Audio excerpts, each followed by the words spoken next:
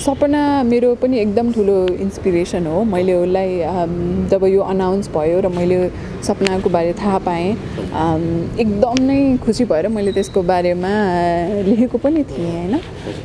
एउटा 18-19 वर्षको बहिनीले चाहिँ यस्तो काम जब चाहिँ जुन चाहिँ हाम्रो समाजमा चाहिँ महिलाले गर्नुहुन्न भनेर लेबल लगाएको काम चाहिँ उसले अगाडि आएर त्यसरी त्यो जिम्मेवारी लियो हैन, जुन जो कसैले गर्न सक्ने चाहिँ काम होइन।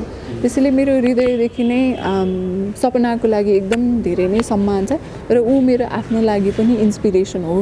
किनभने मेरो लागि त कतिपय अवस्थामा एउटा सहज वातावरण थियो, किनभने मैले त्यस्तो दुःख कष्ट झेलेर चाहिँ गर्नु परेन। सपनाले चाहिँ जतिसुकै उसको जीवनमा अवरोधहरू आइपरे पनि त्यति यङ एजमै उसले चाहिँ त्यसको सामना गरेर आइरहेछ हैन। अहिले पनि विभिन्न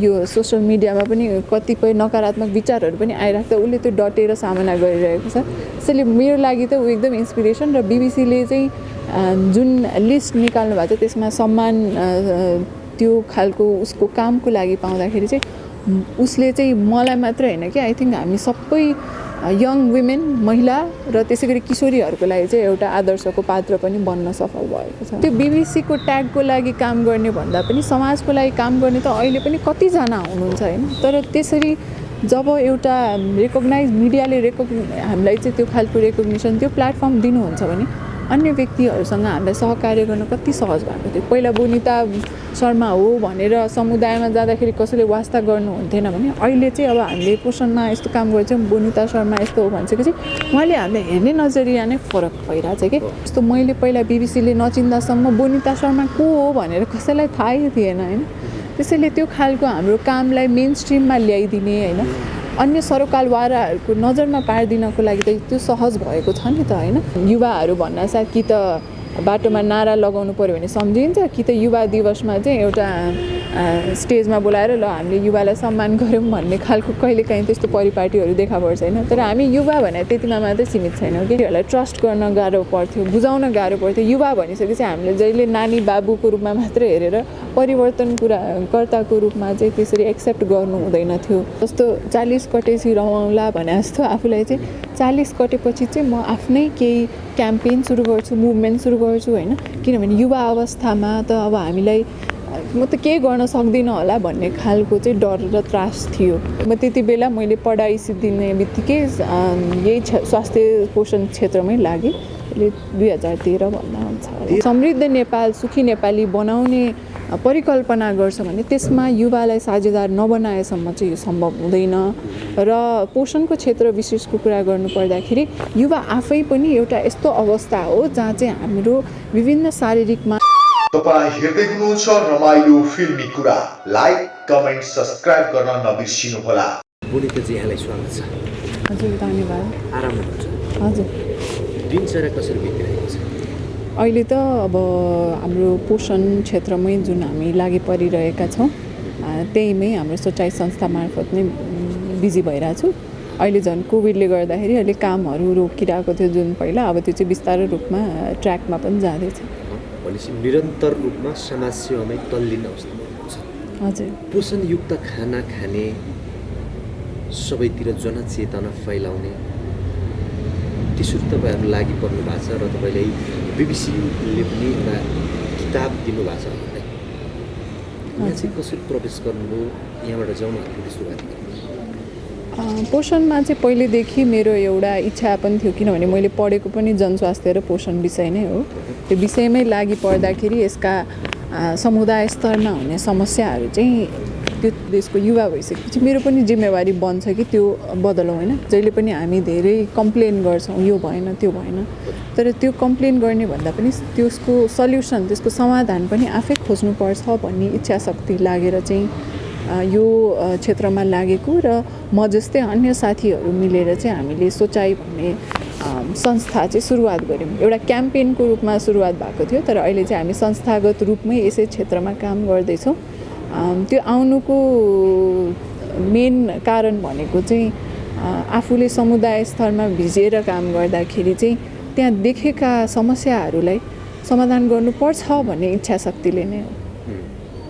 खास किन त पोषणयुक्त खाना खानुपर्छ र प्रचार प्रसारै गर्नुपर्छ है भन्ने चाहिँ किन लागिरहेको? अब अहिले तपाईँले नेपालको डेटा हेर्नुभयो भने चाहिँ अहिले पनि 36% बालबालिका 5 वर्ष मुनिको बालबालिकामा चाहिँ पुड्कोपना अथवा स्टन्टिङ जुन निको नहुने किसिमको कुपोषण हो त्यसले व्याप्त छ होइन। अब यो भनेको राष्ट्रिय स्तरमा भयो भने त्यसलाई प्रादेशिक हिसाबले हेऱ्यो भने अझै होइन कर्णाली प्रदेशमा त 50% बढी प्रतिशतका बालबालिकाहरू चाहिँ कुपोषित छन्। अनि यो भनेको चाहिँ एउटा निको नहुने किसिमको कुपोषण हो भनिसकेपछि हामीले सोच्न सक्छौँ कि हाम्रो देशको 36% जनशक्ति चाहिँ अब आफूले जति हिसाबले समाजमा चाहिँ कन्ट्रिब्युट गर्न सक्थे होइन उनीहरूको शारीरिक मानसिक अवस्था चाहिँ जस्तो पर्ने थियो त्यो अब हुँदैन, किनभने उहाँलाई चाहिँ पोषणको कमी भयो। त्यो भनेको एउटा व्यक्तिको शारीरिक मानसिक मात्र भन्दा पनि देशकै जिडिपीमा पनि फरक पर्न सक्छ होइन। त्यसैले हामीले अब चाहिँ यो अवस्था चाहिँ आउन नदिन, यो भयावह नै अवस्था छ होइन। र अहिले जुन कोभिड महामारीले गर्दाखेरि चाहिँ जति पनि हामीले स्वास्थ्य पोषण क्षेत्रमा प्रगति गरेका थियौँ त्यो प्रगति चाहिँ धरापमा रहेको छ है। त्यसैले त्यो अवस्था आएर चाहिँ अब हाम्रो देशकै जनशक्तिलाई चाहिँ त्यो असर पार्न नदिन र समुदायका बालबालिका महिलाहरूको ज्यान चाहिँ जोखिममा पार्न नदिन चाहिँ यो पोषणको बारेमा कुरा गर्नै पर्छ। र अहिले पनि समुदाय स्तरमा चाहिँ कस्तो छ भने मान्छेहरू खाना नपाएर भन्दा पनि खाना नजानेर मरिराख्नु भएको छ कि। त्यसैले यो हाम्रो समुदाय स्तरमै भएको लोकली अवेलेबल खानेकुराहरूको चाहिँ प्रचार प्रसार गर्यो, त्यसलाई सही तरिकाले कसरी खाने भनेर सिकायो भने त यो समाधान हुन नसक्ने विषय नै होइन। त्यसैले सङ्गठित रूपमा लागेर चाहिँ यो पोषणको बारेमा चाहिँ जनचेतना जगाउन चाहिँ एकदमै जरुरी छ। यहाँहरूको संस्थामा कतिजना हुनुहुन्छ अहिले? हाम्रो अहिले सहसंस्थापक हामी 4 जना छौँ, हामीले काम गर्ने स्टाफहरू चाहिँ 7 जना छौँ र त्यसै गरी हाम्रो समुदाय स्तरमा हामी सँगै अहरात्र खटिने स्वयंसेवक भाइ बहिनीहरू हुनुहुन्छ। उहाँ चाहिँ सर्लाहीमा 21 जना हुनुहुन्छ र अहिले काठमाडौँ बेस चाहिँ 25 जना हुनुहुन्छ। यहाँको झन्डै जर्नी चाहिँ 2013 देखि सुरुवाती भयो नि त? हजुर, त्यो भनेको अब त्यति बेला मैले पढाइ सिद्धिने बित्तिकै यही स्वास्थ्य पोषण क्षेत्रमै लागेँ। अहिले 2013 भन्दा हुन्छ। 13 देखि तपाईँलाई 19 मा चाहिँ बीबीसीले सम्मान गरे एउटा किताब दिनुभएको छ यहाँलाई। हजुर। र अहिलेसम्मको यात्रालाई अलिकति संक्षिप्तमा अवरोहको विषयमा अलिकति बताइदिनुहोस्।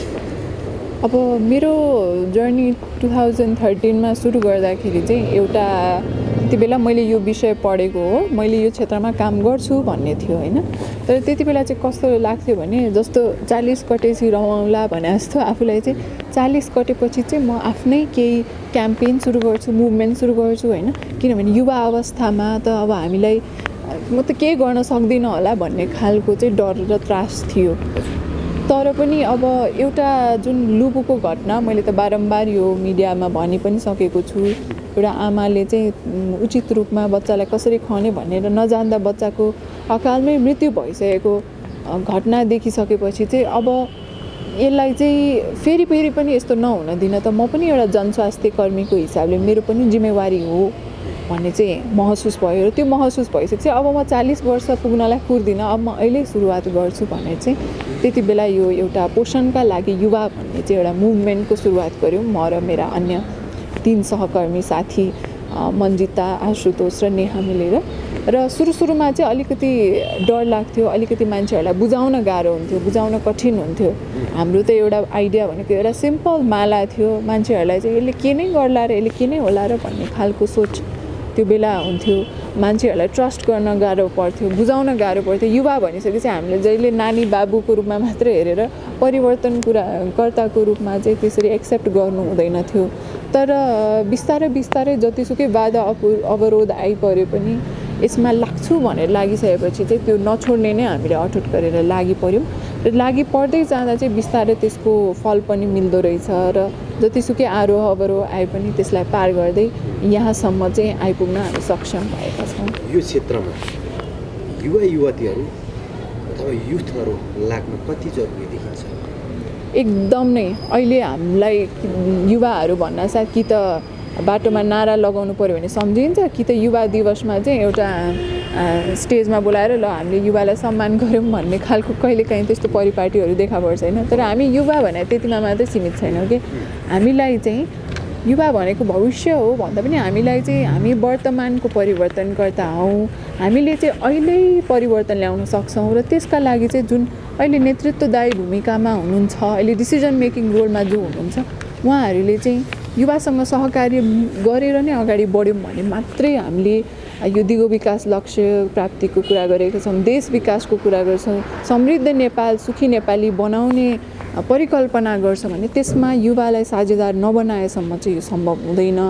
र पोषणको क्षेत्र विशेषको कुरा गर्नुपर्दाखेरि युवा आफै पनि एउटा यस्तो अवस्था हो जहाँ चाहिँ हाम्रो विभिन्न शारीरिक मानसिक भावनात्मक विकासहरू भइरहन्छ भने हामीले आफ्नै स्वास्थ्य र पोषण, आफ्नो परिवार, आफ्नो बालबच्चाको पोषणको बारेमा जान्न बुझ्न जरुरी हुन्छ होइन। समुदाय स्तरमा एउटा घरबाट परिवर्तन गऱ्यौँ भने त लार्जर यो राष्ट्रिय लेभलमै चाहिँ परिवर्तन नआउला भन्न सकिन्न। त्यसैले युवाहरू चाहिँ हरेक स्कुलमा, हरेक कम्युनिटीमा, हरेक घरमा चाहिँ सशक्त रूपमा आउन अगाडि छ, आफ्नो क्यापेसिटी क्षमताहरू अभिवृद्धि गर्न जरुरी छ र त्यो गरिदिने जिम्मेवारी चाहिँ परिवारको हो, समुदायको हो र राज्यको पनि हो।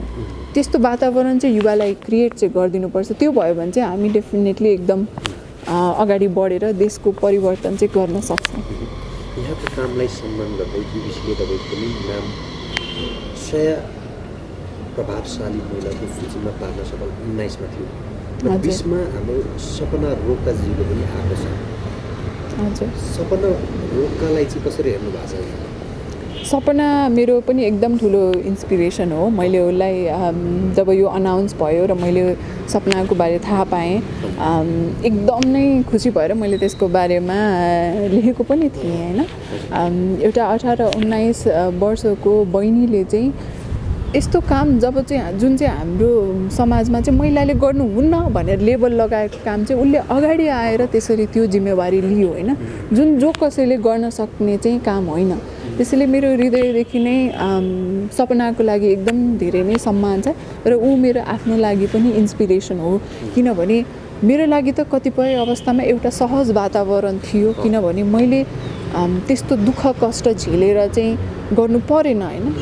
तर सपनाले चाहिँ जतिसुकै उसको जीवनमा अवरोधहरू आइपरे पनि त्यति यङ एजमै उसले चाहिँ त्यसको सामना गरेर आइरहेछ होइन। अहिले पनि विभिन्न यो सोसियल मिडियामा पनि कतिपय नकारात्मक विचारहरू पनि आइराख्दा उसले त्यो डटेर सामना गरिरहेको छ। त्यसैले मेरो लागि त ऊ एकदम इन्सपिरेसन। र बिबिसीले चाहिँ जुन लिस्ट निकाल्नु भएको छ त्यसमा सम्मान त्यो खालको उसको कामको लागि पाउँदाखेरि चाहिँ उसले चाहिँ मलाई मात्र होइन कि आई थिङ्क हामी सबै यङ वुमेन, महिला र त्यसै गरी किशोरीहरूको लागि चाहिँ एउटा आदर्शको पात्र पनि बन्न सफल भएको छ। बिबिसीमा नाम आउन चाहिँ कतिपयले बाहिरबाट टिक्का टिप्पणी गर्नुहुन्छ, यो खासै ठुलो कुरा होइन, यो पोसिबल छ सबैलाई भन्नुहुन्छ, के भन्नुहुन्छ? अब मान्छेको विचार, हजुर, मान्छेको दृष्टिकोण फरक हुन्छ होइन। अब सबैजनाको डिफ्रेन्ट विचार हुन्छ, त्यो हामीले कन्ट्रोल गर्न सक्दैनौँ। तर पनि अब अहिले जुन खालको रेकग्निसन हामीले पायौँ नि होइन, जस्तो मैले पहिला बिबिसीले नचिन्दासम्म बोनिता शर्मा को हो भनेर कसैलाई थाहै थिएन होइन। त्यसैले त्यो खालको हाम्रो कामलाई मेन स्ट्रिममा ल्याइदिने होइन, अन्य सरोकारवालाहरूको नजरमा पारिदिनको लागि त त्यो सहज भएको छ नि त होइन। त्यो बिबिसीको ट्यागको लागि काम गर्ने भन्दा पनि समाजको लागि काम गर्ने त अहिले पनि कतिजना हुनुहुन्छ होइन। तर त्यसरी जब एउटा रेकग्नाइज मिडियाले हामीलाई चाहिँ त्यो खालको रेकग्निसन, त्यो प्लेटफर्म दिनुहुन्छ भने अन्य व्यक्तिहरूसँग हामीलाई सहकार्य गर्न कति सहज भएको थियो। पहिला बोनिता शर्मा हो भनेर समुदायमा जाँदाखेरि कसैले वास्ता गर्नुहुन्थेन भने अहिले चाहिँ अब हामीले पोषणमा यस्तो काम गर्छौँ, बोनिता शर्मा यस्तो हो भनिसकेपछि उहाँले हामीलाई हेर्ने नजरिया नै फरक भइरहेछ कि। त्यसैले अब कति व्यक्तिको लागि यो सामान्य कुरा लाग्ला भने अब जो हामी सङ्घर्षरत छौँ यो क्षेत्रमा गर्न, हाम्रो लागि एउटा सहज वातावरण चाहिँ सृजना चाहिँ भएको छ यो रेकग्निसनले गर्दा। सपनाजीलाई चाहिँ जसरी चाहिँ बिबिसीमा नाम परेपछि चाहिँ धेरै ठाउँबाट त राष्ट्रपतिसँगै भेट्ने अवसर मिलेको थियो। तपाईँको पालामा चाहिँ के थियो? तपाईँले चाहिँ कतिको सम्मानहरू आउने थियो? के थियो त्यो अवस्थामा? सरकारले कसरी हेर्नु भएको थियो यहाँलाई? के थियो? बिबिसीमा नाम नआउँदासम्म चाहिँ म पनि अब सरकारले केही गर्दैन होला भन्ने खालकै सोचमा थिएँ होइन। तर त्यो चाहिँ मेरो परिवर्तन भएको छ होइन। त्यो बिबिसीमा नाम आएपछि सपना बहिनीले जुन खालको रेकग्निसनहरू पाउनु भएको छ, सम्मानहरू, त्यो एकदम डिजर्भ गर्नुहुन्छ र मैले पनि त्यसै किसिमले चाहिँ राष्ट्रपतिज्यूलाई भेट्ने मौका पाएको थिएँ। हजुर हजुर, उहाँलाई पर्सनल्ली मैले गएर 2-3 घन्टा पोषणकै बारेमा छलफल गरेको थिएँ र राष्ट्रपतिलाई एउटा महिलाको नजरबाट पनि हेर्ने मौका चाहिँ मैले त्यति बेला पाएको थिएँ होइन। मैले उहाँले पोषणमा के खानु हुँदो रहेछ, दैनिक दिनचर्या कस्तो हुँदो रहेछ भने एउटा महिलाले महिलासँग छलफल गरा जसरी गर्न पाएको थिएँ, जुन चाहिँ मेरो लागि एकदम नौलो र रमाइलो रह्यो त्यो भेटघाट। र त्यसले गर्दाखेरि म पनि इन्सपायर्ड भएको छु होइन। जस्तो किसिमले उहाँले चाहिँ म तपाईँलाई पोषण क्षेत्रमा कसरी काम गर्न चाहनुहुन्छ त्यो गर्न चाहिँ कमिटेड छु, तपाईँलाई सपोर्ट गर्न भनेर त्यो खालको ढाडस चाहिँ माथिल्लो तहमा हुने व्यक्तित्वहरूले गरिदिनु भए पनि हामीलाई त्यति मात्र भए पनि कति धेरै आँट आउँदो रहेछ कि अगाडि बढ्नलाई। त्यसैले त्यसको लागि चाहिँ म धेरै नै होइन आभारी छु उहाँप्रति। र अर्को भनेको अहिले राष्ट्रिय तह भनौँ न, अहिले हाम्रो सङ्घीय सरकार आएदेखि अब प्रदेश तहमा चाहिँ हाम्रो प्रदेश योजना आयोगले चाहिँ खाद्य तथा पोषण सुरक्षा समिति भन्ने हुन्छ कि, त्यो भनेको एउटा सरकारकै समिति भयो होइन। त्यो समितिमा चाहिँ युजली अब हामीले हेर्दाखेरि सरकारी व्यक्तित्वहरू जो चाहिँ अलि होइन अलर्ट नै भनौँ न, कोही युवाहरू चाहिँ त्यस्तो समितिहरूमा देखिँदैन थियो भनेपछि मलाई चाहिँ त्यो बिबिसीको अनाउन्स भए पश्चात उहाँहरूले मेरो कामबारे थाहा पाउनु भयो र अहिले चाहिँ त्यो प्रदेश योजना आयोग अन्तर्गतको खाद्य तथा पोषण सुरक्षा समितिमा चाहिँ मनोनित गर्नुभएको छ कि मलाई सदस्यको रूपमा। त्यो भनेको चाहिँ म, मेरो संस्था र अन्य युवाहरूको लागि चाहिँ एउटा एकदम राम्रो इक्जाम्पल हो कि होइन। युवाहरूलाई कतिसम्म चाहिँ हामी एउटा बेनिफिसियरीको रूपमा मात्रै हेर्ने, युवाहरू त अहिलेको परिवर्तनकर्ता हो भनेर चाहिँ उहाँहरूले पनि त्यसरी रेकग्नाइज गरिदिनु भयो। र त्यो एउटा डिसिजन मेकिङ रोल, त्यो भनेको प्रदेश योजना आयोग अन्तर्गतको पोषणमा हुने सबै योजनामा चाहिँ अब हामीले चाहिँ त्यो किसिमले उहाँलाई एडभाइसहरू सजेसन्सहरू चाहिँ दिन सक्छौँ कि भनेको युवालाई त्यो एउटा डिसिजन मेकिङ रोलमा हुनपर्छ भने त हामीले पहिलेदेखि भन्न आएको कुरा चाहिँ अहिले आएर त्यो सम्भव भएको छ। त्यसैले म चाहिँ एकदम नै खुसी छु र त्यो चाहिँ यो सायद यही रेकग्निसनले गर्दा नै सम्भव भएको होला। र म चाहिँ आफ्नो राष्ट्रपति र सरकारी निकायप्रति पनि आभारी छु हाम्रो लागि यस्तो वातावरण सृजना गरिदिनु भएकोमा। र अर्को चाहिँ अब कहिले पनि बिबिसीमा भएपछि मलाई कसैले सम्मान गर्ला, अवार्ड देला भनेर चाहिँ यो जर्नी सुरु गरेकै होइन। मेरो लागि अवार्ड र सम्मान भने त कुपोषण नेपालमा निर्मूल भयो है, अनि त्यसमा सोचाइले पनि भूमिका खेलाएको थियो भन्ने आयो भने चाहिँ त्यो चाहिँ सबैभन्दा ठुलो सम्मान अवार्ड चाहिँ त्यो हुने थियो होला, जुन चाहिँ सायद अब त्यसमा हामी लागि परेका छौँ। कुनै दिन चाहिँ त्यो पनि सम्भव गर्न सकिएला कि भन्ने छ। र त्यसबाहेक अब अहिले हामी अन्य युवाहरूसँग काम गरिराख्दा 15-16 वर्षको बहिनीहरू आउँछ, दिदी तपाईँबाट इन्सपायर्ड भएर चाहिँ मैले अहिले स्लममा काम गर्ने भाइ बहिनीहरूको लागि चाहिँ एजुकेसनको कार्यक्रम गर्दैछु, पोषणको कार्यक्रम गर्दैछु भनेर भन्नुहुन्छ कि अब मैले त्यस्तो ठुलो कुरा केही गराएन, धेरैजनाले मैले जस्तै काम गरिराख्नु भएको छ, तर मैले गरेको सानो प्रयासबाट कोही अर्को व्यक्ति इन्सपायर भइरहेछ भने त्यसले त एउटा तरङ्ग पैदा गरिरहेको रहेछ नि त, मबाट ऊ हुन्छ, ऊबाट अर्को बहिनी हुन्छ होला। त्यसैले त्यो खालको एउटा रिपल इफेक्ट क्रिएट भइरहेछ होइन। अनि त्यही नै मेरो लागि चाहिँ सबैभन्दा ठुलो सम्मान हो।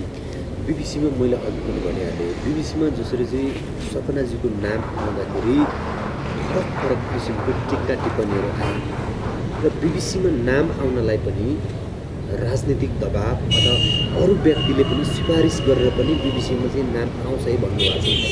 बिबिसीमा चाहिँ के भन्नुहुन्छ है तपाईँको धारणा के छ? अब यो त मेरो पर्सनल जर्नी अनुसार नै हुन्छ होइन। अब मेरो व्यक्तिगत तवरमा चाहिँ 2016 देखि नै हामीले यो क्षेत्रमा त काम गरिरहेका थियौँ।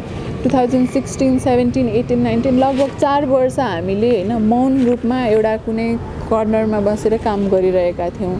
त्यसै बेला एउटा अन्तर्राष्ट्रिय कम्पिटिसन जुन लिड 2030 भन्ने थियो, $50,000 को पुरस्कार, त्यो जितिसकेपछि बल्ल चाहिँ हामीलाई मान्छेहरूले चिन्न थाल्नुभयो, अलिकति मिडियामा आयो। त्यसपछि चाहिँ बल्ल हामी मिडियाको आँखामा पऱ्यौँ र लक्किली बिबिसीले पनि त्यो कामलाई चाहिँ नजिकबाट निहालिराख्नु भएको रहेछ।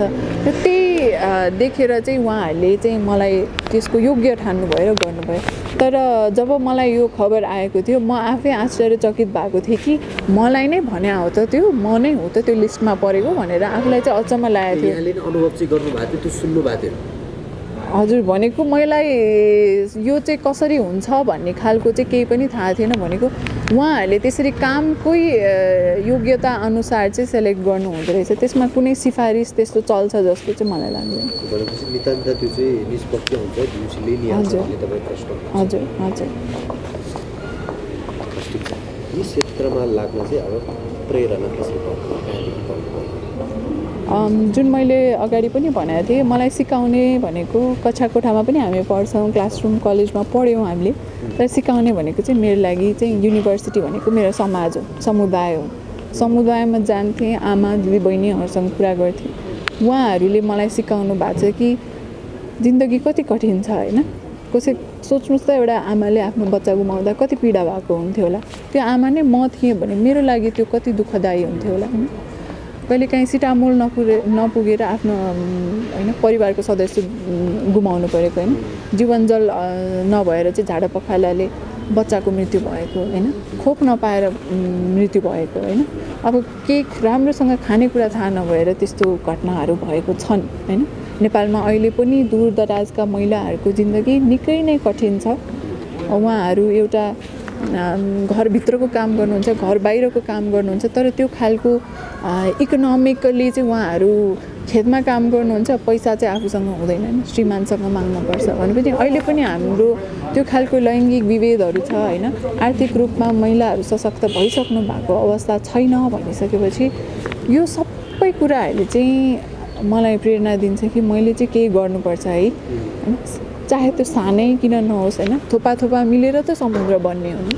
मेरो एउटा थोपामा कन्ट्रिब्युट गर्न सक्छु भने सायद त्यसले अरू थोपाहरूलाई चाहिँ सँगै ल्याएर काम गर्ने सहज वातावरण हुनसक्छ होला भनेर मेरो प्रेरणाको स्रोत चाहिँ म समाज, समुदाय र त्यहाँका महिला दिदीबहिनीहरूलाई मान्छु।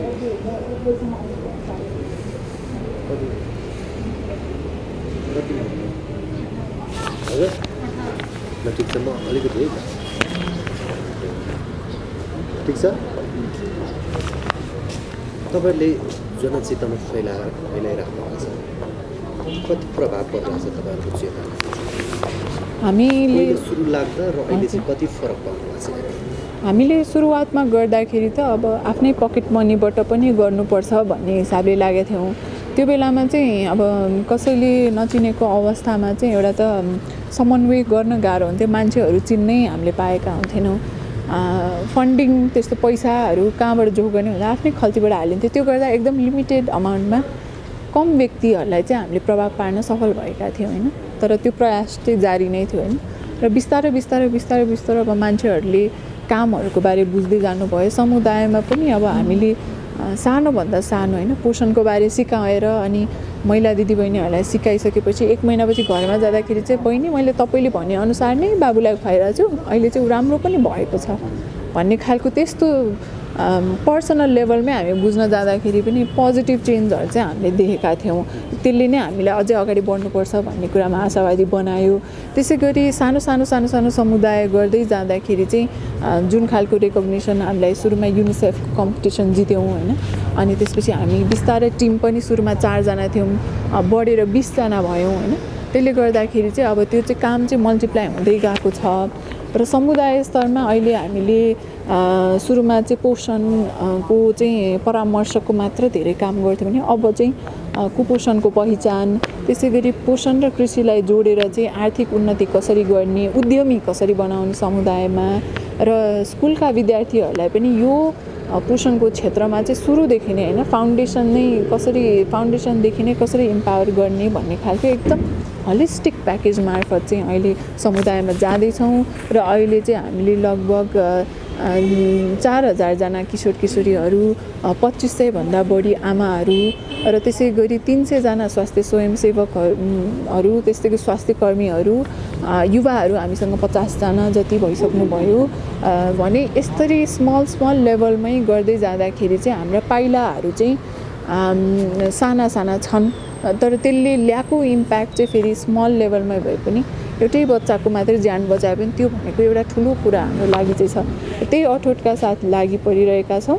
र बिस्तारै बिस्तारै अब जुन सरकारी निकायबाट सहयोग, अन्य सङ्घ संस्थाहरूबाट सहयोग, युवा साथीहरूसँग सहयोग भएपछि सँगै मिलेर काम गर्ने चाहिँ अवस्था सृजना भइरहेको छ र अब चाहिँ झनै पोजिटिभ भएर जान्छ जस्तो चाहिँ हामीलाई लागिरहेको छ। भावी योजना के छ? अब कामलाई कसरी झन् प्रभावकारी बनाउनु के छ भावी योजना?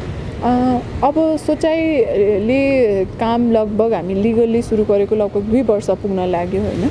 आज पनि तपाईँहरू आउनु भएको छ। यहाँ हाम्रोभित्र चाहिँ 25 जना युवा युवतीहरू जो चाहिँ डाइभर्स ब्याकग्राउन्डबाट विभिन्न जिल्लाहरूबाट हिमाल पहाडदेखि तराईसम्मका भाइ बहिनीहरू चाहिँ हामीले एउटै ठाउँमा सङ्गठित भएर तालिमको आयोजना गरिरहेका छौँ र भर्खरै हाम्रो चाहिँ स्वास्थ्य विभागका पोषण शाखा प्रमुख, त्यसै गरी पोषण जनस्वास्थ्य अभियन्ता डाक्टर अरुणा उप्रेती होइन, सञ्जय काफ्ले जस्ता एग्रिकल्चरको एक्सपर्टहरू, त्यसै गरी मेन्टल हेल्थका साथीहरू, यसरी डिफ्रेन्ट युवाहरूलाई चाहिँ एकै थलोमा चाहिँ ल्याएर युवा मार्फत नै युवाहरूलाई एउटा सिकाइ र युवाभन्दा बाहेक पनि अब अरुणाजी र हाम्रो केदार सर जस्ता व्यक्तिहरूलाई पनि हामीले ल्याएर चाहिँ जुन तालिम गरिरहेका छौँ नि, त्यही नै एउटा एक्जाम्पल मैले दिन चाहन्छु कि अब बल्ल यो मुभमेन्ट चाहिँ हामी सङ्गठित रूपमा होइन, सरकारी निकाय, अन्य सङ्घ संस्था, युवा होइन, पोषण, स्वास्थ्य, सरसफाइ, महिनावारी, लैङ्गिकता यो एउटा होलिस्टिक रूपमा गयो भने मात्रै यो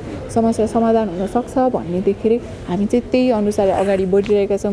हाम्रो टिम बढ्दैछ, हाम्रो कामलाई बिस्तारै चिन्दै हुनुहुन्छ मान्छेहरूले। त्यसरी भविष्यमा जुन हामीले दिगो विकास लक्ष्यमा बाई 2030 चाहिँ भोकमरीको अन्त्य भन्ने चाहिँ नेपालले पनि साइन गरेर आएको छ होइन, त्यो हामी पुरा गर्नुपर्ने चाहिँ हाम्रो लागि च्यालेन्ज छ भने अब हामी त्यही योजनातर्फ अगाडि बढ्दै अग्रसर हुँदै सुरु गर्दा सायद एउटा सानो कम्युनिटीबाट गर्छौँ होला, तर त्यसको इम्प्याक्ट चाहिँ सकेसम्म हामीले राष्ट्रिय प्रोग्राममै कन्ट्रिब्युट हुने खालको गर्दैछौँ।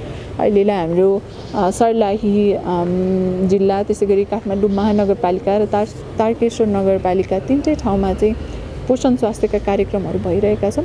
त्यसैमा चाहिँ अब हामी बिस्तारै बिस्तारै अगाडि बढ्दै जानेछौँ। त्यसबाहेक जुन हाम्रो पोषण माला र महिनावारी माला रहेको छ, यस्ता इनोभेसनहरूलाई चाहिँ कोलाबोरेसनमा होइन, हरेक महिलाको हात हातमा, हरेक स्कुलमा, हरेक गाउँमा पुर्याउने पनि हाम्रो चाहिँ लक्ष्य रहेको छ। सपनाजीलाई के सन्देश दिन छ? सपनाजीलाई चाहिँ म एउटा महिला, एउटा युवा भएकै नाताले चाहिँ एकदम तपाईँबाट इन्सपायर छु। जतिसुकै बाधा आइपरे पनि त्यसमा चाहिँ डटेर लाग्नु होला। हामी सबैजना तपाईँको साथमा छौँ र हामी कुनै दिन मिल्यो भने सँगै मिलेर काम पनि गरौँला भन्ने चाहिँ म चाहन्छु। नेपाली दर्शकलाई के भन्नु छ? नेपाली दर्शकहरूलाई त मेन अब म पोषणकै अभियन्ता भएको हुँदाखेरि चाहिँ आफ्नो पोषण स्वास्थ्यमा विशेष ध्यान दिनु होला। अहिले कोरोनाको अवस्था, जोखिमको अवस्था छ, अहिले पनि हामी त्योबाट टाढा भइसकेका छैनौँ। त्यसैले आफ्नो स्वास्थ्य सरसफाइमा चाहिँ विशेष ध्यान दिनु होला होइन, किनभने हामीले अहिले आफ्नो स्वास्थ्यमा चाहिँ वास्ता गरेनौँ भने पछि गएर अहिले दीर्घ रोगहरू कति देखिरहेको छ होइन, त्यसको जोखिम बढ्दै गइरहेको छ होइन। त्यसै गरी आफ्ना बालबालिकाहरूलाई चाहिँ जङ्क फुडबाट टाढै राखौँ। अहिले त सरकारले पनि नियम ल्याएको छ होइन, स्कुलहरूमा चाहिँ जङ्क फुड दिन नपाइने भनेर 60वटा मेन्यूको त लिस्ट नै निकालेको छ। भनेपछि यस्तो कुराहरूको बारेमा चाहिँ आफ्नो घरबाटै चाहिँ पोषण स्वास्थ्यको बारेमा चाहिँ ध्यान पुर्याउनु होला भनेर भन्न चाहन्छु। हस्, महत्त्वपूर्ण समय दिनुभयो र यो विशेष जानकारीको लागि यहाँलाई धन्यवाद। हस्, यहाँसम्म आएर मेरा कुराहरू चाहिँ जनता समक्ष राख्नु है, त्यसको लागि धेरै धेरै धन्यवाद।